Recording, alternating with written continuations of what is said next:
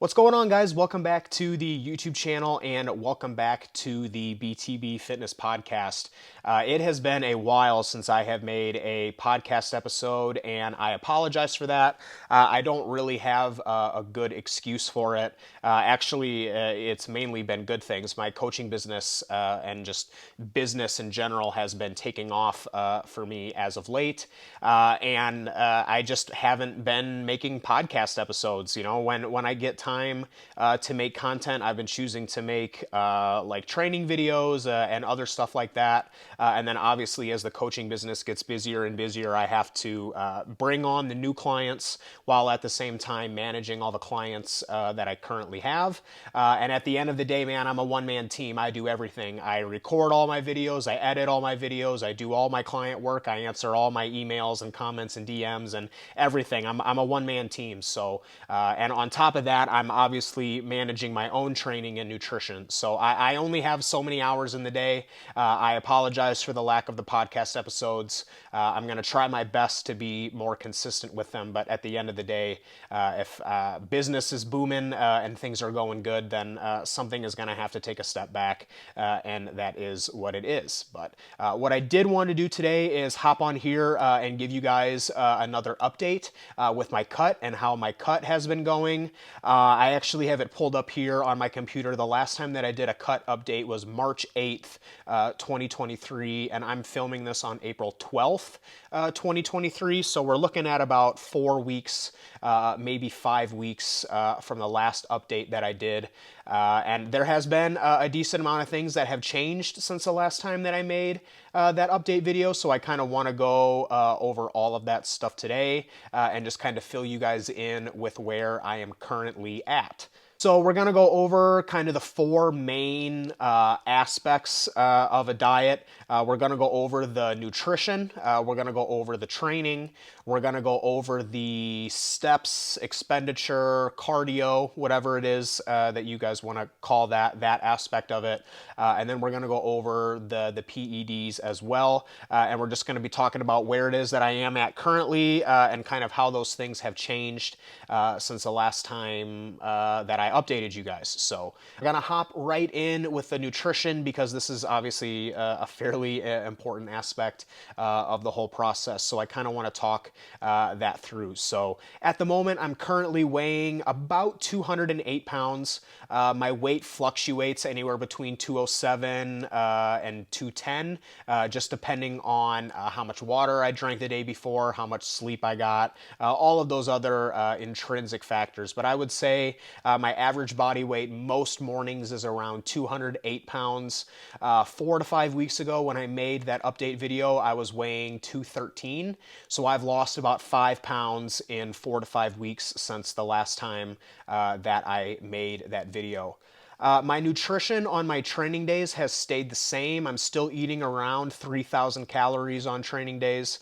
And the macro breakdown varies, but a good way to kind of summarize what it's been has been around 420 carb, 40 fat, and 240 protein. Now, the last time that I checked in with you guys, my rest day calories were around 4,000. I have brought those down to 3,500, so a 500 calorie decrease on my rest days. And that is 520 grams of carbs with 50 grams of fat and 240 protein. So my protein on both days stays the same. I eat a little bit more fat and a little bit more carbs on my rest days, which is about 500 calories more of a total intake. I probably did not need to make the calorie adjustment that I did from 4,000 on my rest days to 3,500, but I did make it just to kind of keep some things rolling and just kind of keep the fat loss moving along. And I don't really see any scenario in which I would go back to 4,000 unless I was doing like a refeed or something along those lines. But for now, I'm pretty content with my calories where they are, somewhere around 3,000 on training days and about 3,500 on rest days. And I don't really feel a pressing need to adjust that anytime soon. Obviously, if that changes, then I will update you guys as I go through. But that really has been the only real nutrition change is that I brought down my rest day calories by about 500, and my body weight has dropped about 4 to 5 pounds in about 4 to 5 weeks since the last time that I updated you guys. A couple things that I thought were interesting that have to do with the nutrition aspect of this is that I still am not experiencing any hunger. At this point, I've lost 22 pounds. I don't know how many weeks, but it's probably been like 13 weeks or so on the diet, and I've lost about 22 pounds. And I still have not really experienced any signs of hunger. The only time where I may feel some slight hunger is on a rest day. On my rest days, I get up in the morning and I'd go do some cardio and some stretching and stuff. I'll talk about that in a second. But typically, if I wake up and I go for a morning walk and then I go do my cardio and then I come home and I take a shower and it's been like 3 to 4 hours since I've woken up and had my first meal, I may start to experience some signs of hunger then. But once I kind of get that first meal in me, the rest of the day I have no issues with appetite. And on my rest days especially, I'm still kind of at that point where I would just rather not eat than continue to eat. Like, I got a meal that I'm going to have to eat in like the next hour and 15 minutes. And if I'm being honest with you, I could really kind of take it or leave it. I'm not like starving for it. So it just kind of is what it is. I thought that was interesting. It's really still not experiencing any symptoms of hunger or anything, which is really nice. I would assume that that is going to change as the cut continues to progress along and as I continue to get leaner and everything. But as of this current time, I will really only experience some signs of hunger maybe like once a week or maybe once every other week. And I really only will experience that on rest days if I push my first meal off too long. And then the other thing that I wanted to mention with nutrition is over the course of the past couple of weeks and over the course of this diet, I have reintroduced some foods into my diet that I have not eaten in a long time. And the reason why I wasn't eating any of these foods is because these foods were causing me digestive issues. So potato, white potato specifically, I'm not really a fan of sweet potatoes. Potato, oats, and Greek yogurt were all foods that I love. I really enjoy eating those foods. But over the course of this past bulk, for whatever reason, my body just like lost the ability to digest them. It doesn't matter what measurement of oats or potato or Greek yogurt that I was using, my stomach was just not having it. But interestingly enough, I've reintroduced all three of these foods over the course of the past month, and I have no issues with either of them. Potato and oats are actually staple foods that I eat on a daily basis now with no issues. The highest amount of oats that I've ever eaten in one sitting during this cut is 75 grams, and I can eat 75 grams of oats with no issues. Now, if I go above 75 grams, maybe I'll have issues, maybe not. We'll find that out as we go through, but as of now, the highest amount of oats that I've eaten in one sitting is 75 grams, and no digestive issues with that. Potato, I've had upwards of 350 grams of potato with no issues. I do think it's maybe important to note that I do skin the potato and peel the potato before I cook it. It seems that the skin on the potato does cause me some digestive issues, but the actual flesh, the white part of the potato itself does not cause me any digestive issues at all. So I've been eating potato on a daily basis as well. And then Greek yogurt, I've reintroduced some Greek yogurt. I don't know if it's Phage or Faye, but everyone knows what this company is.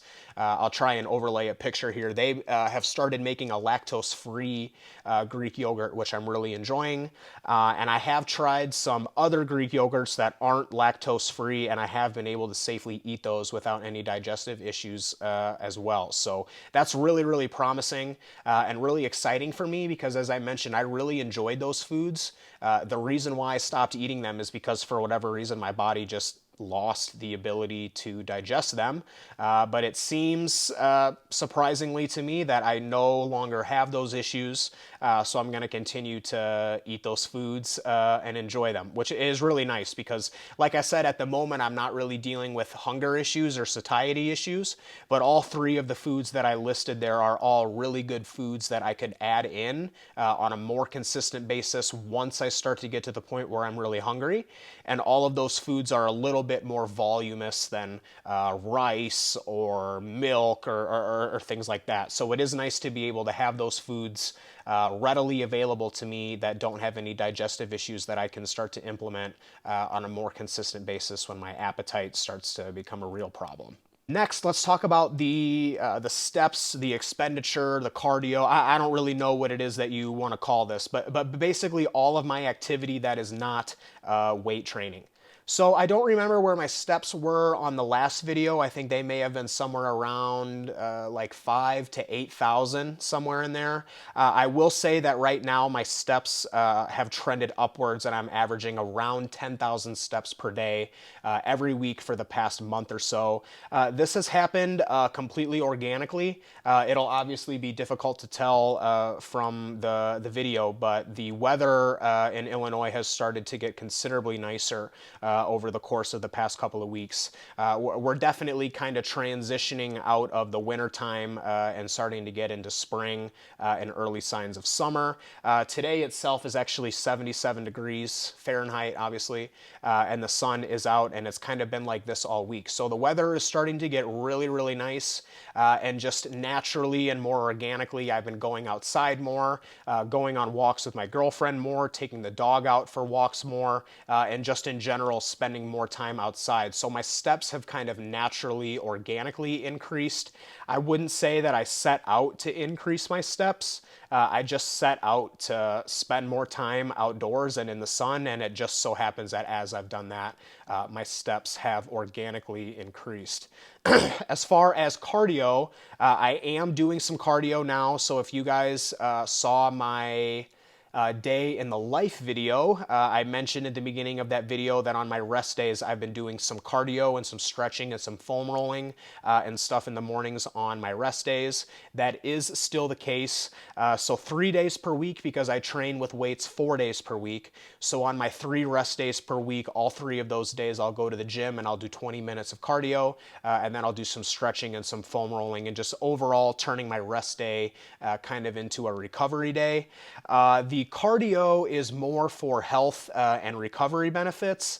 I'm not really using the cardio as a fat loss tool. I also mentioned this in my day in the life video, but I personally think that cardio is a pretty poor fat loss tool. The amount of calories that I'm going to burn in a 20-minute cardio session isn't really anything that's statistically significant. But what is significant with the cardio is the health and the recovery benefits that it has. So for the health reasons, obviously training our circulatory system and our cardiovascular system to be able to be more efficient is always going to be better for the health of our heart. Especially me, I am an enhanced athlete who uses PEDs, and with those PEDs comes potential side effects of heart issues. And so I have added that in an effort to try and mitigate those health issues. Like I said, I'm really not doing cardio for fat loss reasons, because I don't think that it's a very good fat burning tool. But I do think that it's very good for training your heart and training your circulatory system. And it also works really good for recovery, specifically with my legs. My legs, I'll talk about this in a second, but I moved into a new gym and I have some new equipment available to me. And so I've noticed that I've been getting a bit more sore, especially in the legs, than what I normally do. And going into the gym the day after a leg day and getting on the bike and getting some blood pumping through my hips and my quads and my knees and everything helps bring blood to that area and helps that area recover and to just help speed up the recovery process. So I am noticing big things with that as well. The exercise bike does not load the muscles eccentrically, it only loads the muscles concentrically. So a stationary bike is a very good way to get lots of blood and blood volume into your legs and hips and knees without causing a lot of muscle damage, because there's no eccentric loading. And eccentric loading is where the vast majority of the muscle damage is. So using something like a stationary bike is a great way to bring a pump and bring some blood and recovery into your legs without actually tearing down the musculature, so to say. My main goal with the cardio is to stay consistent with this, and I would like to be consistent with this year round. This is obviously something that I have started introducing during my cut, but my goal is that this is something that I can stay consistent with forever, like hypothetically, so to say. In my previous bulking phase, I got really lazy about doing my bulking cardio, and I started to notice towards the end of that bulk that my cardiovascular system was really starting to suffer and struggle. And obviously, the main way that we can combat that is by training my circulatory and my cardiovascular system by doing cardio.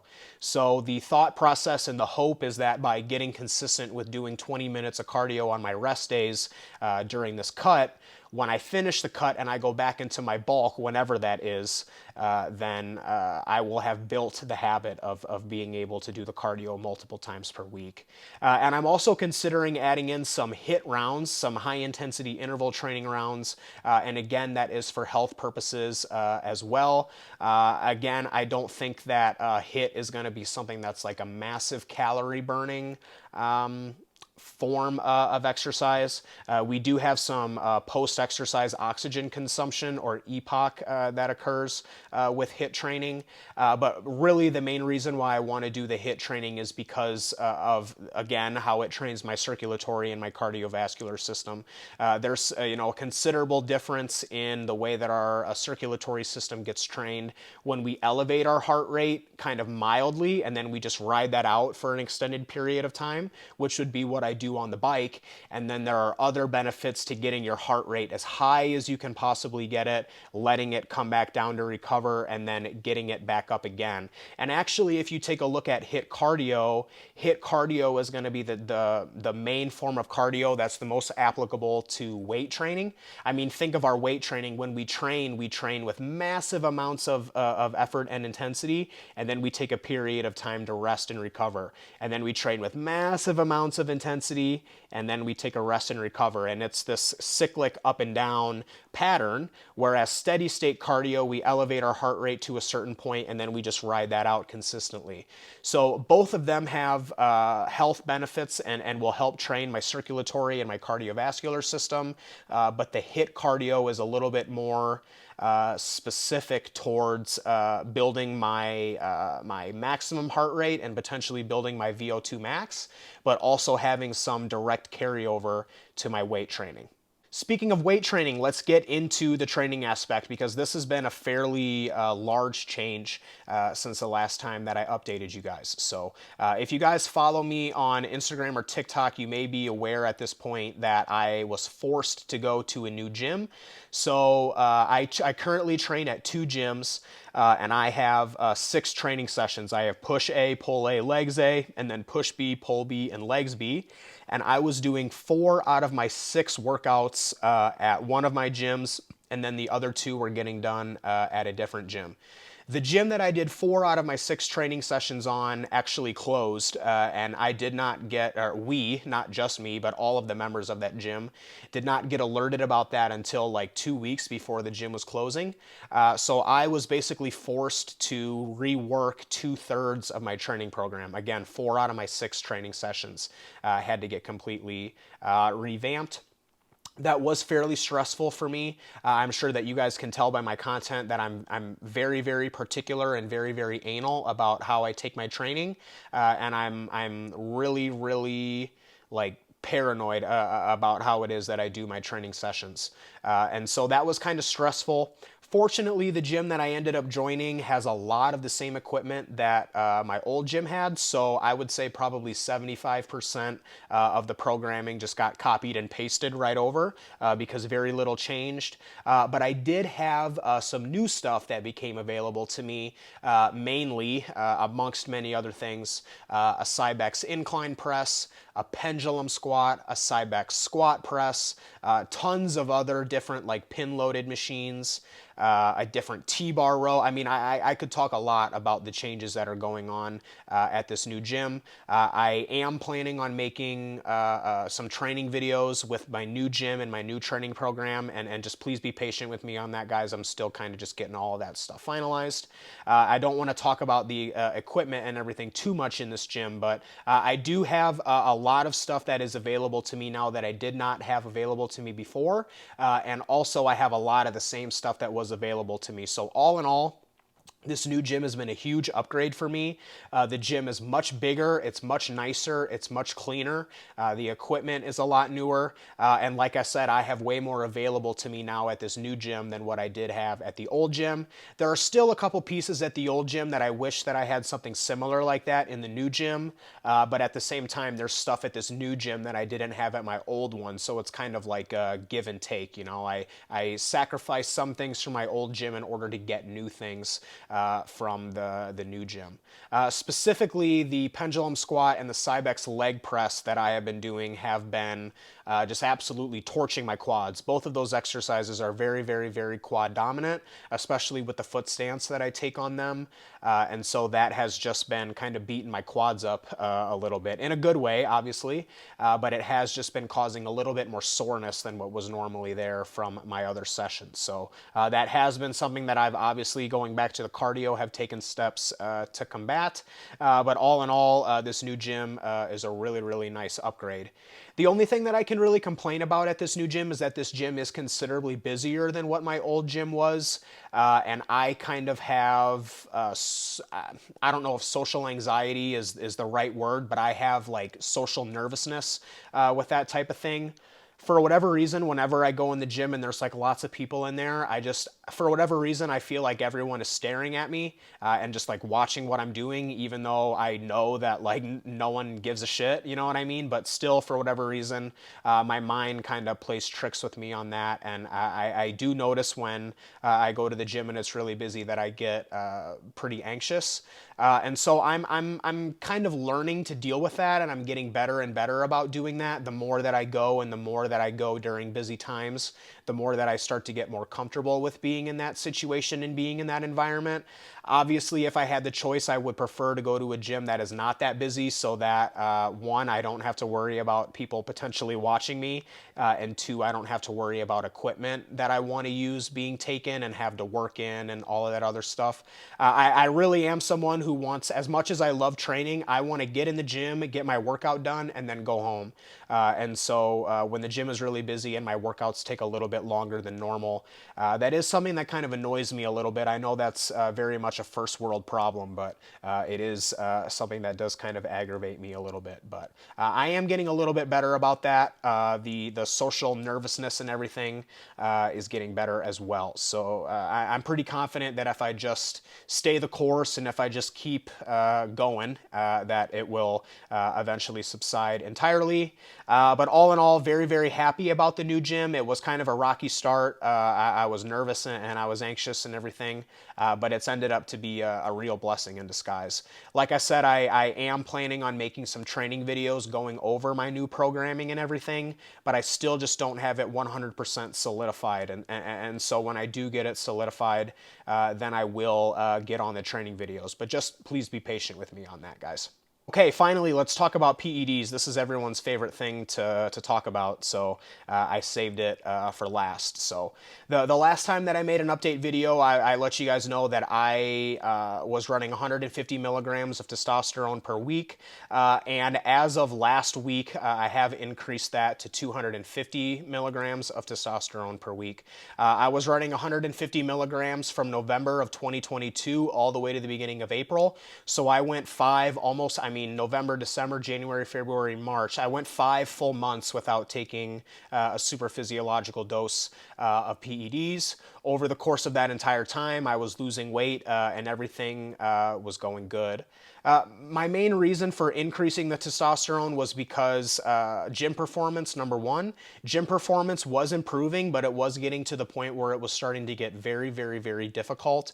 I was really only being able to string together like maybe 3 to 4 weeks of training at a time before the fatigue was starting to get really, really high.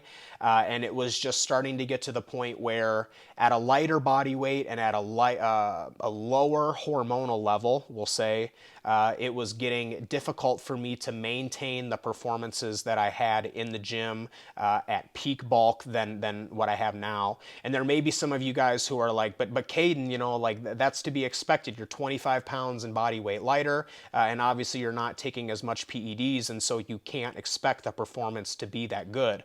But that's the exact problem, is for me, in order to maintain, and not just me, for everybody listening to this video, in order to be able to maintain your muscle mass as you're dieting, you need to be able to maintain your gym performance. And so if you're starting to get to a point where maintaining your gym performance is becoming a real struggle, you need to do something about that. And so increasing my PEDs is kind of one of the main things that I have done with that process. There are some other reasons why I did that, mainly because the increased testosterone levels are going to help facilitate more fat loss. When your testosterone levels are higher and the body is more androgenic and anabolic, you are going to burn fat at a higher rate than someone whose testosterone levels are lower. That's obviously the main goal right now, is to lose body fat, and so increasing my testosterone levels is going to help that process.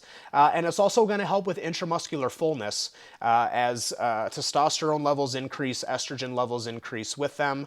A cascade of events go on in the human body, and higher levels of testosterone generally bring more fullness to the muscle. They could also bring higher levels of water retention if you're starting to experience some negative estrogenic side effects that come with that. As of this point, I haven't experienced any of that, but again, I'm only like a week and a half into this higher dose, so that may happen, but I have already noticed about a week and a half in that my muscles feel a little bit more full, and they feel like they're kind of popping out against the skin more. So it helps from a aesthetic physique perspective as well. And then also, I also haven't possibly ruled out the fact that there is a possibility that I can grow while I'm dieting here. This is the first time in my entire life that I've taken PEDs while in a caloric deficit. At this point in my life, I've taken 2 testosterone cycles in my entire life, and both of those were in a caloric surplus. And so this will be the first time that I'm running PEDs while I'm in a caloric deficit. And I've talked a lot on my channels before how a recomp, or losing body fat while you're gaining muscle, is something that most people are not able to pull off. And I don't really have any delusions in my head that it's going to be something that I will be able to pull off, but I also haven't completely ruled out the idea that that's a possibility. Like I said, as the first time running PEDs in a deficit, I know that my recovery is good. I know that my protein intake is adequate. And as long as my training performance maintains, or if anything continues to improve, there may be the possibility that I grow while I'm dieting. And again, I'm not putting my eggs into that basket. I'm not realistically expecting that to happen, but I also haven't completely written that off. There is still a possibility that that could happen for me, which would be awesome. You know what I mean? Obviously, I wouldn't complain about that, but it's definitely not the main reason why I added that in, because like I said, I truly feel like at this level of experience that I have at this point, I've been training for like 5 years. It's pretty unlikely that I'm going to be putting on any significant amounts of muscle mass while I'm dieting. And then the last thing that I wanted to touch on the PEDs is reintroducing the PEDs makes the progress pictures considerably more important. And this is kind of common knowledge, but it's kind of been widely accepted that people who take PEDs have a higher risk of being able to build muscle mass while they're in a deficit than those who don't. And so with that in mind, and also on top of that, the increased nitrogen retention, the increased glycogen retention, the increased water retention from the elevated estrogen, there's a lot of things that go on when you introduce PEDs into the picture that can mask the number on the scale weight.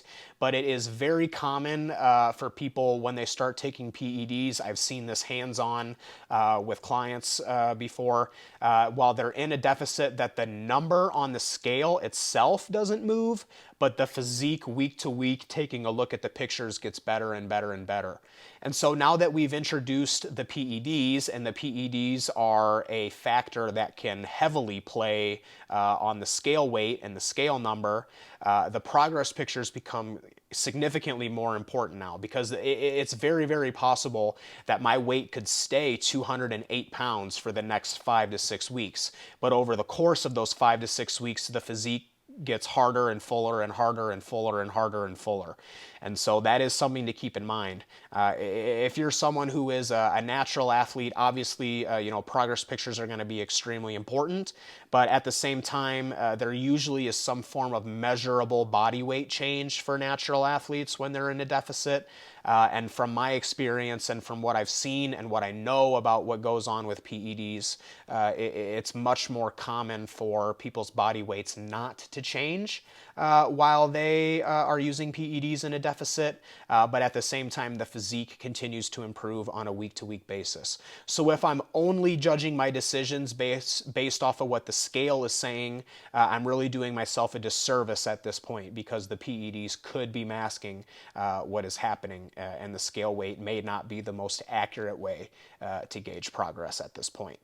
All right, guys, that's really all that I got for today. Like I said, I just kind of wanted to hop on here and give you guys a brief little update of how things have been going with me on the cut since the last time that I updated you guys. So, as always, if you guys have any questions or anything, please feel free to reach out in a comment or a DM or something. I would love to be able to give you guys some feedback and answer any questions that you guys have. As always, guys, thanks for watching. Again, I'll try to be more consistent with getting the podcast episodes out, but at the same time, if business is booming, at the end of the day, I'm a one-man team, and I can only do so much as one person. So just be patient with me, guys, but I will try and get consistent with these again. So as always, guys, any questions or anything, please feel free to let me know. But otherwise, guys, I will talk to you soon. Thanks so much for watching, as always, and take care of yourselves.